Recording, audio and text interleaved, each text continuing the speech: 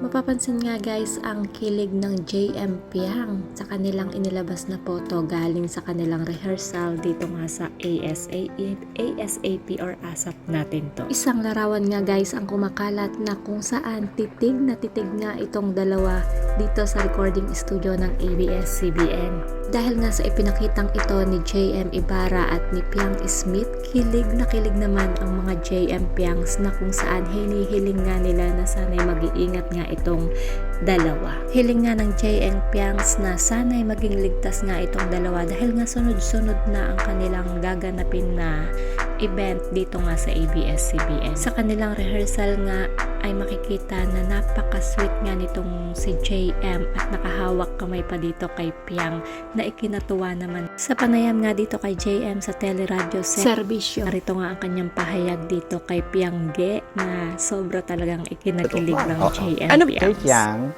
Kay Piang, same thing.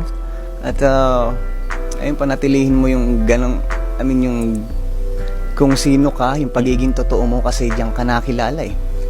Yun yung tumatak sa mga tao at diyan ka nila nagustuhan. At marami kami na ganun. At yun, alam ko rin naman gagalingan nung girl na yun. Tuwala din ako dun. No, diba? Coming from JM Ibarra, alam ko naman na gagalingan ng a girl na yan. O diba? Pati sa IG story, parehas nga sila. Ano, JM Piangs, humihinga pa ba? So that's it guys for our hot trending topics for today's video. Kung di pa kayo nakasubscribe sa aking YouTube channel, kindly hit the notification bell, like and share. Maraming salamat. Ingat pong lahat and God bless.